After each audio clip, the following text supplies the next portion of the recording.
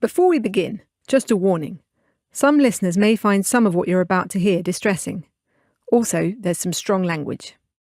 Last time on 17 Years, the Andrew Malkinson story. Grab a few weeks' work, give them their money back and then... Which I almost did, but I got caught up in this. He never got into trouble when he was younger. He was just a quiet young man. Bang, bang, bang. It's the police. We're arresting you for attempted murder and rape. So we actually kind of started off like friends.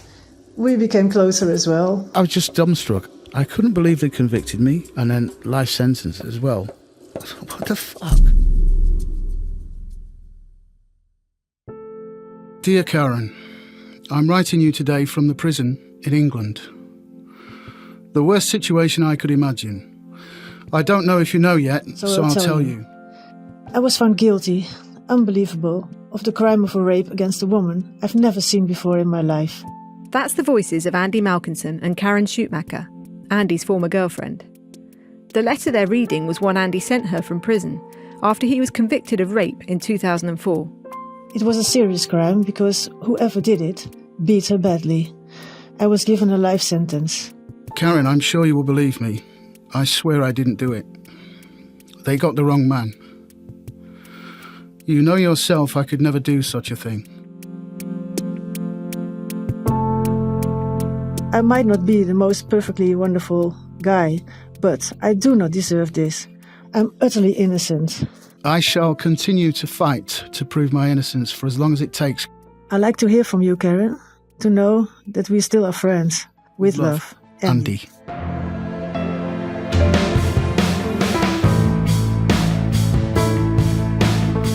You're listening to 17 Years, the Andrew Malkinson story, a podcast brought to you by The Times and The Sunday Times. I'm Emily Dugan, a reporter at The Sunday Times. This is a series about how one man spent almost 2 decades in jail for a crime he says he didn't commit. Despite trying repeatedly to clear his name, he remains a convicted sex offender. But now, we've uncovered new evidence which casts doubt on the verdict and the criminal justice process.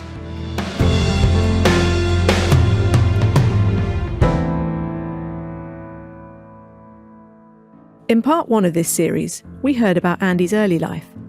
A guy from Grimsby who started work on the docks at 16, who had a love of the night sky and also liked to travel, hopping from one casual job to another. How he'd ended up in Holland in the mid-90s, where he met Karen. How they drifted apart as a couple but remained close. How he'd spent some time in a jail in Thailand over a passport offence. But then, at the age of 37, just a few weeks after returning to the UK, he was arrested on suspicion of rape and attempted murder. You can't process it. You can't process it. You're like, what? I'm with Andy in the bedsit he's living in following his release from prison last year after spending 17 years in jail. But he's out now. He's on life licence, which means that unless he overturns his conviction, he'll be subject to parole restrictions for the rest of his life. Any change in circumstances I have to report immediately, from such small thing as changing my bank card. If I want to travel anywhere, I have to seek permission. There's a whole raft of them. If anybody wants to come and stay in my house, everything like that. Today, we'll look back at the case against Andy and reveal that 2 of the witnesses who were portrayed as honest turned out to have long criminal records, and speak to an investigator who believes the police and the justice system have let Andy down. This is part 2, the trial. What I'm about to describe is graphic, so if you don't want to hear it, you may want to skip ahead a couple of minutes. In 2003, the UK would invade Iraq. To show at the moment of decision that we have the courage to do the right thing. Tony Blair's Labour government made the case for war in March that year.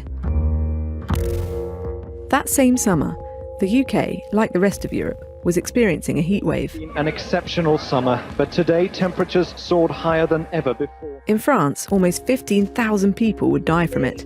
Are expecting the highest ever recorded temperatures in the south of France this...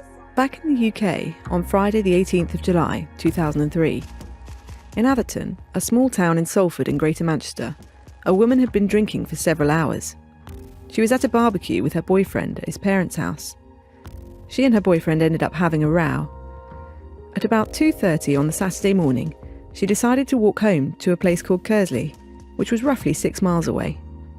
So she set off. Then just before 4:30 a.m, she texted her boyfriend. She said a man had threatened her, saying, "Come into the bushes, I have a gun pointed at your head." She carried on walking.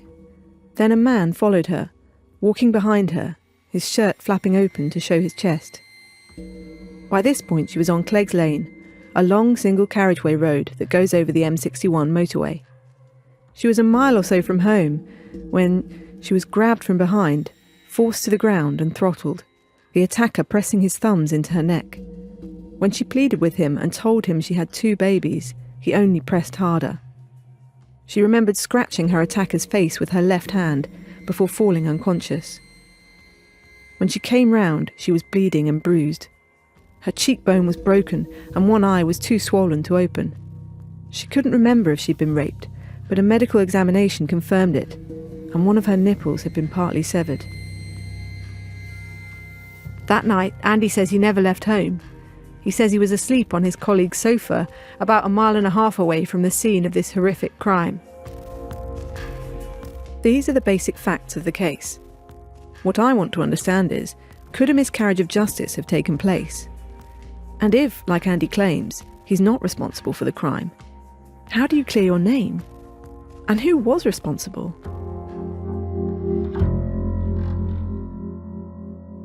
Andy was arrested at his hometown in Grimsby in August 2003.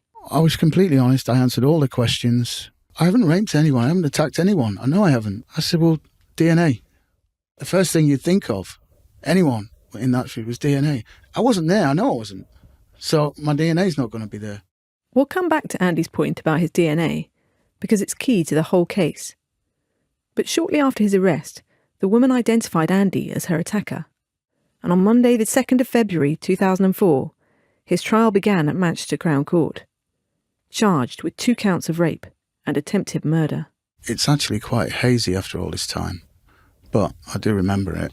Each day he was escorted to court by police in a van from the prison where he was being held, HMP Strangeways. They drove to the back of the court, put cuffs on me, you cuffed all the time, and then walked me down into the cells under the court, which were kind of grotty, dark like a dungeon.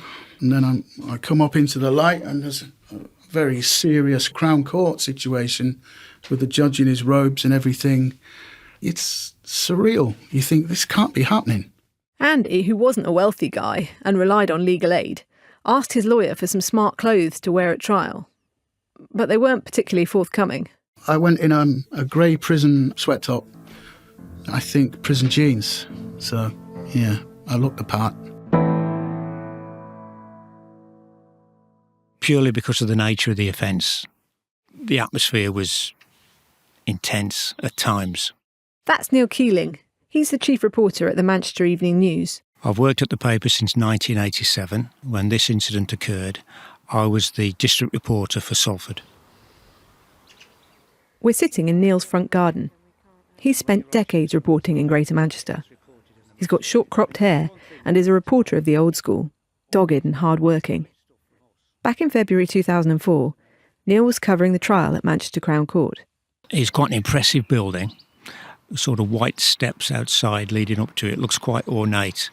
Inside, it's this huge, massive corridor on the ground floor. The courtroom in which Malkinson stood trial was one of the biggest ones. There was having a big discussion about whether there should be guards immediately behind the witness box when I was giving evidence. I thought, this is over the top. This is really, for fuck's sake, I haven't even done anything, you know.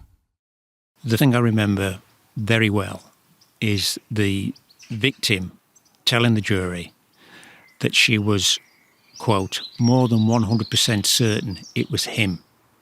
I was aware that effectively there was no forensic evidence, but I still thought when she said that is really going to resonate with the jury.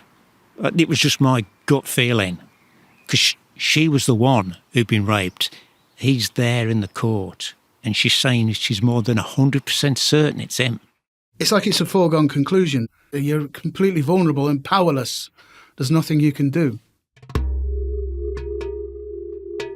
On the morning of Monday the 9th of February, after 1 week, the jury left to deliberate. But they couldn't reach a unanimous decision. In the end, the judge said he'd accept a majority verdict. For a day and a half, Andy sat there and waited. They sent them out and in a few times because they asked questions. The tension builds up all the time. Please just come to a decision. And please don't let it be guilty. Just see that it's nonsense. On Tuesday the 10th of February 2004, the jury returned a 10-2 verdict. The first count, the judge said attempted murder. He said not guilty. I thought, oh, thank God. And then he said with the rape, guilty. Your whole world collapses in one instant, and you're like, oh, fucking hell, this can't be happening. It's hard to put into words. I've done thousands of stories, and there's most of them, they eventually leave you. But there are a few that stay with you. Neil Keeling was in the press gallery, watching as it all unfolded. When Malkinson was led from the dock, he looked in my direction. I'll never forget the expression on his face. It was a mixture of both pure rage and bewilderment when he was taken out. I was taking it all in and looking around and thinking, you people are all out of your fucking minds. Can't nobody see that this is just absolutely off? It's completely nuts. But the reaction of the woman who had been raped was unequivocal. I remember her shouting yes when the verdict for the rape came back, and she started to cry. And then after the verdict, I think it must have been via the police, the victim gave us a statement in which she said she was, quote, glad that monster has been locked up. Andy was given a life sentence. I just couldn't believe what was happening. From the moment that I was arrested, it seemed to get deeper and deeper and deeper, and I couldn't find a way to prove my innocence. I couldn't find a way to demonstrate I was telling the truth. Thinking back to that moment as he was led from the dock in 2004, Andy remembers, amongst all this bewilderment, having one single thought, one sole purpose, or mission, if you like, of what lay ahead for him. Now, my future is set. I have one task, and that's to prove my innocence. And I devote it. I really did. I thought, this is my task now. So you're not going to get away with this. Yeah. Yeah, you are not going to get away with this. That is when Andy's fight to clear his name began. And one person who's never doubted Andy was his former girlfriend, Karen. I knew Andy wasn't the one who did his crime. That was just clear for me. You kind of think that things will be sorted out, or, things will be cleared, because this is absolutely not right. If Andy is to clear his name, he's learnt now that it won't be easy. Back in 2004, the key elements of the case against him were that the prosecution said that he somehow manipulated the scene to make sure none of his DNA was there. The victim had testified against him, saying she was certain he was her attacker. This was backed up by 2 other witnesses who said they'd seen Andy near the crime scene in the early hours that morning. And there's no doubt that Andy had a transient lifestyle, but this meant he was portrayed as a suspicious outsider, and there was no one in court to vouch for his character. One accusation levelled at Andy was that he'd tried to leave a false trail to make it look like he'd gone abroad after the rape. The picture that the police painted of Malkinson was that he was an oddball drifter. Neil Keeling got a briefing from officers after Andy was convicted. One piece of information that was very interesting was that he had told his flatmate that he was going back to Holland, and he left the flat. The police then started to look for him and discovered that he hadn't gone to Holland. And they suggested to me that this was evidence potentially of a false trail being set. On the 25th of July, he decided to leave the area. This was 6 days after the rape took place. He was driven to Manchester Airport by his flatmate, but upon arrival, he says there were no direct flights to Amsterdam. Malkinson's explanation was that he just changed his mind. Instead of going back to Holland, he went to Grimsby, his hometown. I thought it was an international airport. I thought it was open 24/7. And I got there, I think it was after 8. Everything was shuttered down. Presumably you didn't have a smartphone in terms of trying to book a flight or knowing the airport was open. No, what I had no access idea. did you have to that information? I didn't have any access at all. I was pondering what to do. I thought, well, I can get a flight anytime. I'll go and see my mum. So I went to Grimsby to see my mum because I haven't seen her for a long time. I changed my plans like I always do. I'm a traveller. After sleeping at the airport, Andy got the train to Grimsby and stayed at the Salvation Army for a couple of nights. He'd quit his job as a security guard in Manchester and soon began collecting unemployment benefits. I signed on and told them my name and where I'm staying. If you're someone running away, you don't disclose where you are, do you? I'm in central London, Clerkenwell to be specific. It's a hot summer's day, there's busy traffic, and I'm standing by a tall building with a heavy metallic door. Andy, just on the first floor. I'm here to meet a man who's pored over this case more than anyone else in the last few years. My name's James Burley, and I work on helping lawyers bring cases to the Court of Appeal and to the Criminal Cases Review Commission. James Burley works for Appeal. They're a charity and law practice that investigates potential miscarriages of justice. In 2017, they took on Andy's case after his former girlfriend Karen wrote to them. James is one of their investigators. The thought of people who are innocent spending years in prison for crimes they haven't committed, I find it appalling. James is youngish, in his mid to late 20s, with short brown hair, well turned out, in jeans and a smart shirt. His approach is serious and methodical. He's full of smiles until the interview begins, and then his expression shifts to one of earnest concentration. Light floods into the office through large windows, onto a desk covered in discarded coffee cups. And in one corner, something catches my eye. A white box full of files. Written on it in black marker pen, 2 words. Malkinson, Andrew. One of the really strange things about Andy's case, which has always stood out to me, is how he becomes a suspect. Andy was staying with a family. The family James is referring to are the Hardmans. In part 1 of this series, we heard Andy say they lent him some money so he could get a flight to the UK after he'd been mugged on holiday. He stayed on their sofa in Salford for around 2 or 3 weeks. During that time, he'd found work as a security guard at a shopping centre nearby. One day, he was out with the son of that family. This is about a month before the attack. And they got stopped by police, like a routine sort of traffic stop. 2 of the officers who were present, they checked Andy on the police national computer, talked with him for a bit, and then sent him on his way. Ever since he was convicted, Andy has always been suspicious the Hardmans were somehow involved in him ending up in jail. From my position in prison, looking back, it looked orchestrated. But then I don't know whether that's paranoia setting in or what, but I still don't have a definitive answer to that. In one sense, it's not surprising Andy feels this way. For him, after he met the Hardmans, everything went wrong. I certainly want to speak to the Hardmans and get their point of view in a future episode. But back to these 2 police officers who stopped Andy that day. It turns out they were the same 2 officers who were first on the scene after the victim had been raped. Apparently, upon hearing the description, they simultaneously said, that reminds us of Andy Malkinson, who we stopped a month ago. It almost seems like on their own accord, they went and made their own inquiries and saw Andy the next day at his workplace. It was pretty common for police officers to drop in on security staff. So when they spoke to Andy, it just felt routine. They'd usually wanted to see the manager to talk about shoplifting, that kind of thing. They said nothing about any attacks or me being a suspect or anything. They didn't act like they were observing me or anything. But apparently, they were observing Andy. And this makes the next part of this whole interaction very odd.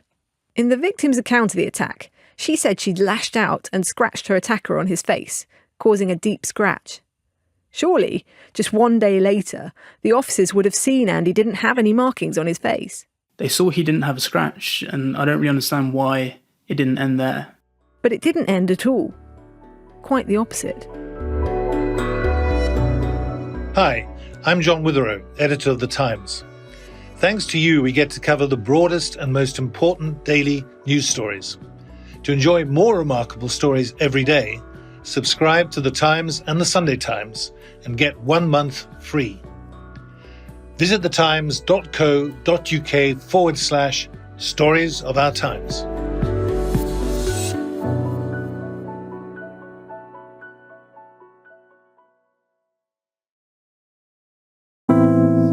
Those two officers attended the scene of the rape the morning James after. Burley, the investigator at the legal charity Appeal, is telling me about how Andy became the prime suspect in the case.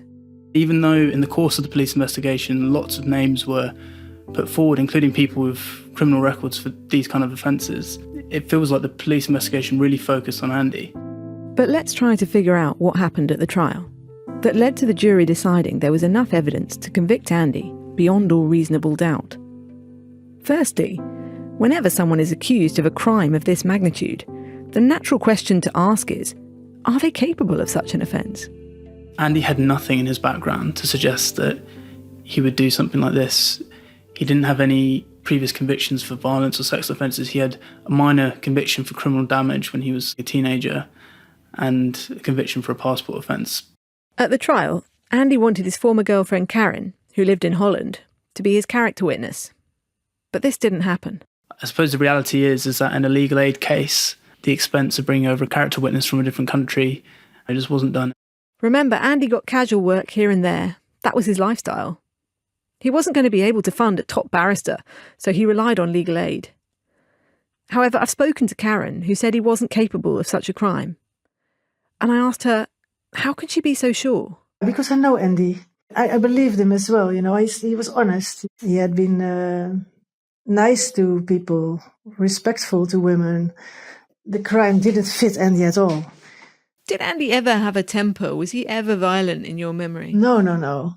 I think when he was angry or upset with something, he was more like putting his reggae music on and singing protest songs or something like that. Back in the dock in 2004, Andy never got Karen as his character witness. But there were two people in court who acted effectively as character witnesses for the prosecution against him. It was John and Deborah Hardman. They were trying to paint me as some kind of deviant. I said I was wearing women's underwear. I never wear women's underwear. What the fuck? That I was crashing into their bedroom. That's not true. They gave an account of Andy from the short time they knew him on holiday and the 2 to 3 weeks he spent living with them. Remember, he'd been staying with the Hardmans, but then they had a falling out, and he moved to a colleague's house. The Hardmans were being assholes. They were bugging me at work and making threats of physical violence. We learnt in part 1 that this was over a dispute about money, and he'd called the police to complain 6 days after the rape had occurred. In retrospect, if I was some kind of nutcase rapist who tries to kill women, it doesn't make sense to me that I would call the police. It doesn't add up. During the trial, the judge made clear to the jury both John and Deborah Hardman had previous criminal convictions. The family was known to the police and had a reputation in the local area. Something Andy soon found out at his workplace.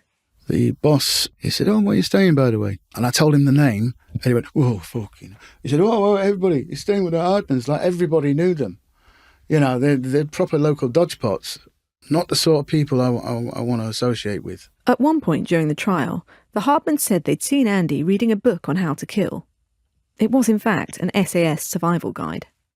In June 2004, 4 months after the trial and his conviction, an article appeared in Take a Break, a magazine known for its true-life confessions.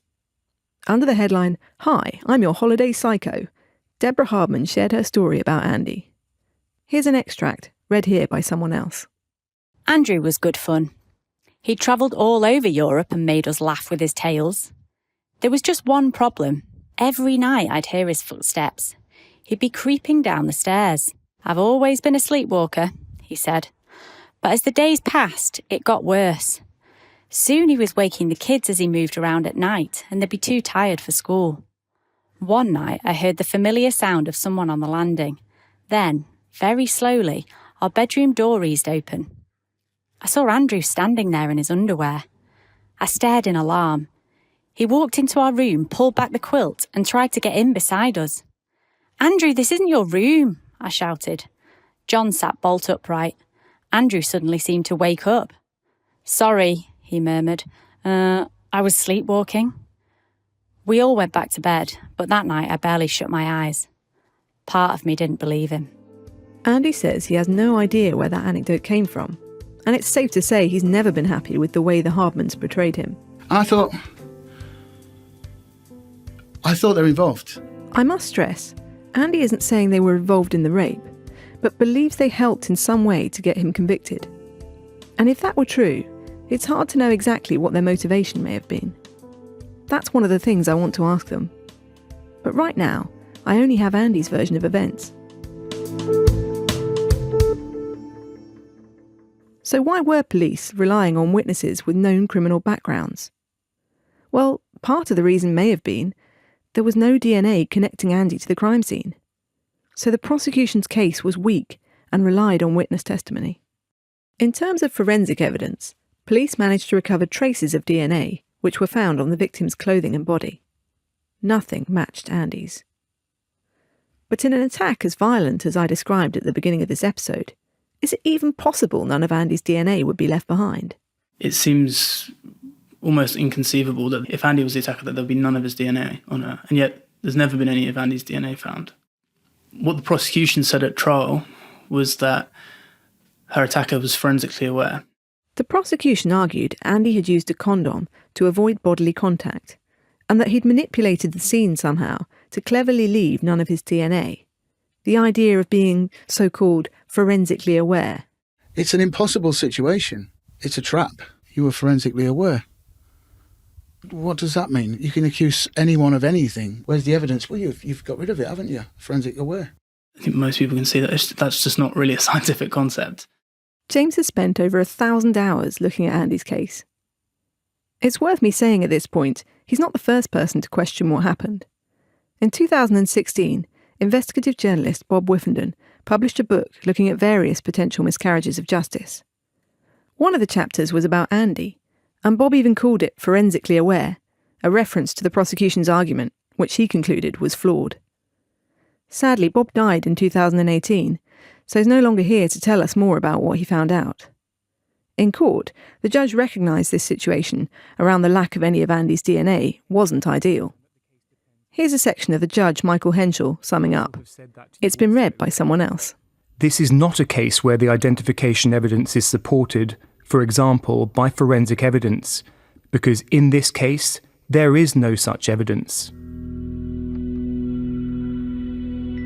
So in 2017, when Andy had been in jail for 13 years, James got to work on his client's case, trying to figure out if there might be a miscarriage of justice, with witness evidence at the front of his mind.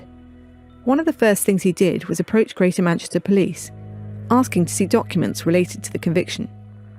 Initially, the force said no, but after a legal challenge, they gave in. I got a call from the police force's solicitor, and he said, "Listen, we're looking at disclosing the material." A start, but... One of the same things he said in that phone call was that material had been weeded on 2 occasions. I don't know why they're using that term. It's a euphemism for destroying evidence. The law is absolutely clear on the need to retain all materials relating to a case which has resulted in a conviction for at least as long as a person's still in prison. And Andy was still in prison on those occasions. Someone in the police force weeded Andy's case files in 2011 and again in 2013. This included disposing of the victim's bra, knickers and top. Greater Manchester Police have since suggested to Andy's lawyers it would not have been unusual for exhibits to be destroyed after a conviction was secured. When he finally got the green light from the police's solicitor, James made the trip up to Manchester. He didn't know at the time, but within the hundreds of documents he was given access to, there was a single piece of information that would jump out at him. We'll come back to this later. It wasn't only the woman who'd been raped that identified Andy as the attacker. There were also 2 other witnesses in the court, whose testimony was crucial. A couple who said they saw Andy twice that night.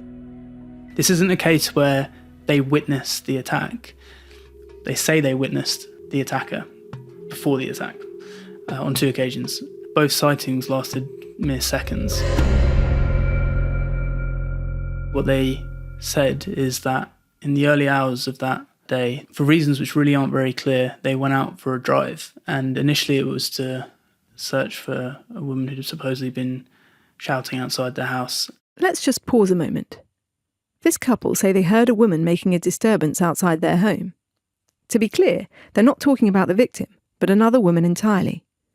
Then, in the early hours, they say they went for a drive to find her, but didn't. In that car journey, they claim to have made 2 sightings of an individual. They have no particular reason to remember what this individual looks like. And yet what they said to the jury was, we are absolutely sure that it was Andy. And is there anyone to corroborate that they really were out that night? Because as a couple, presumably they are each other's vouchsafe that that's where they were. Well, there was no CCTV evidence presented that they were driving. No, there were no other witnesses to corroborate that. At the trial, the prosecution said these witnesses were honest. Here's what the judge said in his summing up. If you decide that those witnesses are honest, then you have here 3 honest witnesses of whom it is alleged they have all made the same mistake. And if you decide that, you may think, and it is a matter for you, that it is common sense that 3 honest witnesses do not all tend to make the same mistake. I was going through the documents and I came across one which immediately I realised was quite significant. It was just a single line about one of the witnesses. In 2019, while Andy was still in jail, James found himself at his desk late one night. These witnesses were presented as being honest. This document I came across suggested that, at least with regards to one of the witnesses, that probably wasn't the case. I've seen court submissions that confirm not just one, but both of these witnesses had a criminal past. The couple had 16 convictions for 38 offences between them, including for dishonesty. But the jury, and almost everyone in court in 2004, were completely unaware of this. Greater Manchester Police have conceded in writing that this information should have been disclosed. The other thing that's really appalling in this case is that we know that Andy's defence representative specifically requested this information. Despite trying, we haven't been able to contact the witnesses to put these points to them, so we're not naming them. My defence lawyer gave them a good going over, why was you out, and all that stuff. But they seemed well prepared for it. They had an answer for everything. I thought, they've got to be lying. At one point, the male witness pointed to Andy in the dock, in what sounds like a moment of American courtroom TV drama, and said, "That's him." The judge reminded the jury that this was not admissible and should be ignored. What that whole moment makes me wonder is, if you're going to go to the length of almost making a fool out of yourself in court and pointing to the man in the dock and saying it was him, there could be some kind of motivation there. And that feels almost like maybe he knew how important he was to the prosecution's case. James also discovered this couple only came forward as witnesses just hours after police began contacting their sources for help. Another part of the prosecution's case that I think needs looking at is the evidence around the scratch. We heard earlier how the woman who'd been raped said she lashed out and scratched her attacker on the face during the ordeal. In her testimony, she said she used her left hand, but... One of the things the judge said to the jury was, if you think that she did scratch her attacker, then it can't have been Andy, because he had no trace of any injury of that sort. Here's part of what the judge said. The victim told you that at some stage she managed to get her hand free and she believed, undoubtedly believed, that she scratched his face on the right-hand side from the cheek to the tip of the jaw.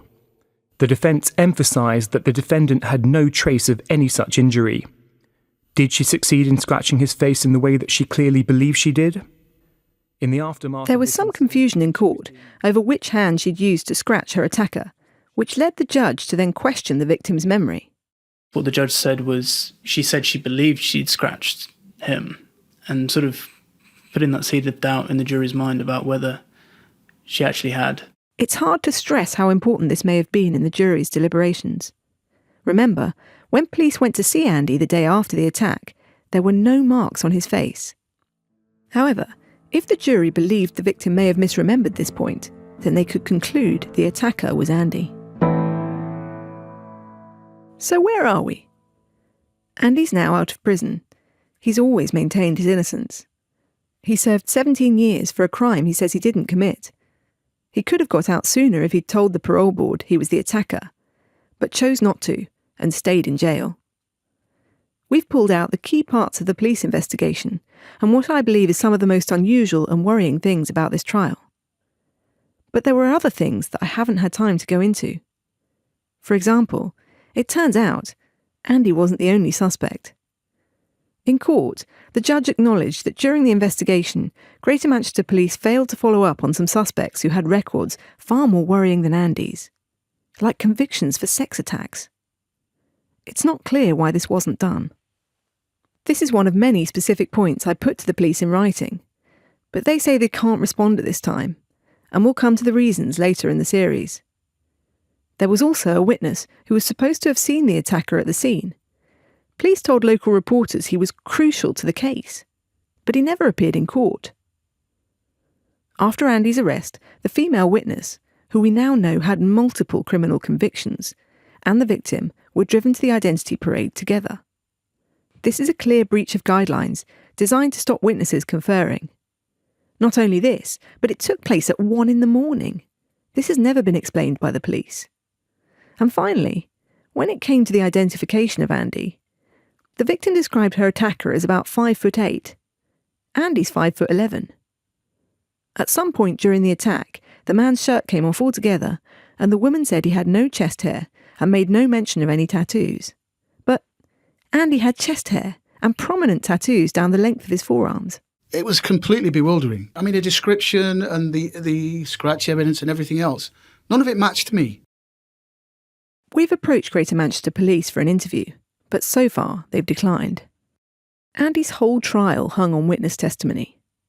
As James Burley from the legal charity Appeal says, a big issue in this case is that I don't think it was fully explained to the jury just how cautious they need to be when it comes to people's memories and recollections.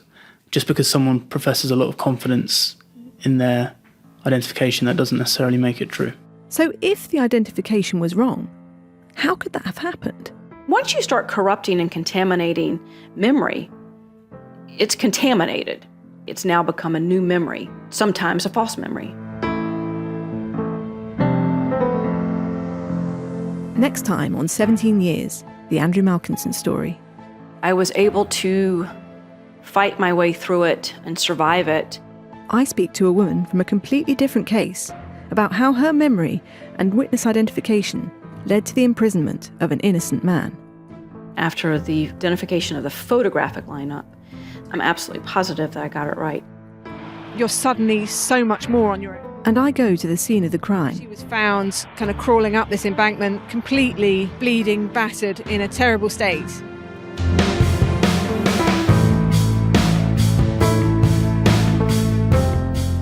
You've been listening to part 2 of 17 Years, the Andrew Malkinson story, with me, Emily Dugan. It's brought to you thanks to subscribers of The Times and The Sunday Times. The series is written by me and Will Rowe. It's produced by Will Rowe, with assistance from Brenna Dardolph. The executive producers are Poppy Damon and Lynn Jones, with original music and sound design by Tom Birchall. If you've been affected by any issues in this podcast, there are some helplines and websites you can access. Just go to the notes in the podcast description. And if you have any information that you want to share on Andy's case, or remember anything from the time, you can contact me directly. My details are also in the description notes.